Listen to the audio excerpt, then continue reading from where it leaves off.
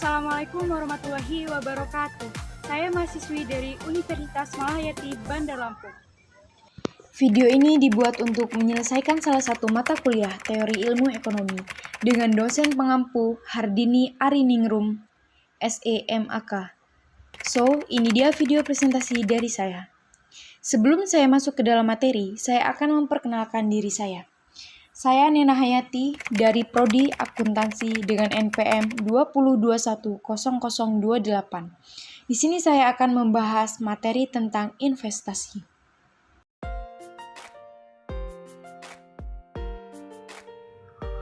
Investasi menurut Ikatan Konsumsi Indonesia dalam PSAK adalah suatu aktiva yang digunakan perusahaan untuk pertumbuhan kekayaan atau accretion of wealth melalui distribusi hasil investasi seperti bunga, royalti, dividen, dan uang sewa untuk apresiasi nilai investasi atau untuk manfaat lain bagi perusahaan yang berinvestasi seperti manfaat yang diperoleh melalui hubungan perdagangan.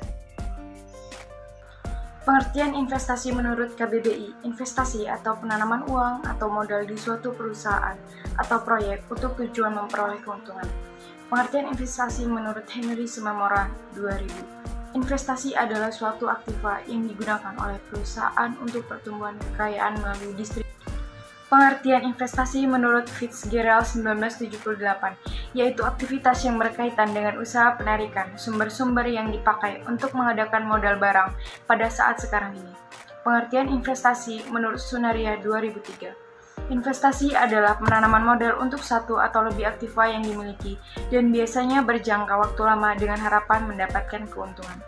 Pengertian investasi menurut Husna 1996 menyatakan bahwa proyek investasi merupakan suatu rencana untuk menginvestasikan sumber daya. Pengertian investasi menurut Kashmir dan Zafar 2012. Investasi dapat diartikan sebagai penanaman modal dalam suatu kegiatan yang memiliki jangka waktu relatif panjang dalam berbagai bidang usaha. Pengertian investasi menurut M. Suparmoko 1994, investasi adalah pengeluaran yang ditunjuk untuk menambah dan mempertahankan persediaan kapital atau capital stock. Pengertian investasi menurut James Van Horst 1981, yaitu kegiatan yang dilangsungkan dengan memanfaatkan kas pada saat ini, dengan tujuan untuk menghasilkan barang di masa yang akan datang. Dasar keputusan investasi. Yang pertama adalah return. Alasan utama orang berinvestasi adalah untuk memperoleh keuntungan investasi tersebut, yang disebut sebagai return. Yang kedua adalah risks. Korelasi langsung antara pengembalian dengan resiko, yaitu semakin tinggi pengembalian, semakin tinggi pula resiko. Yang ketiga adalah the time factor. Jangka waktu adalah hal penting. Dari definisi investasi, investor dapat menanamkan modalnya pada jangka pendek, jangka menengah, dan jangka panjang. Proses investasi adalah suatu rangkaian aktivitas yang menghasilkan di dalam pemberian aset nyata atau surat berharga. Tujuan investasi. Yang pertama yaitu terciptanya keberlanjutan dalam investasi.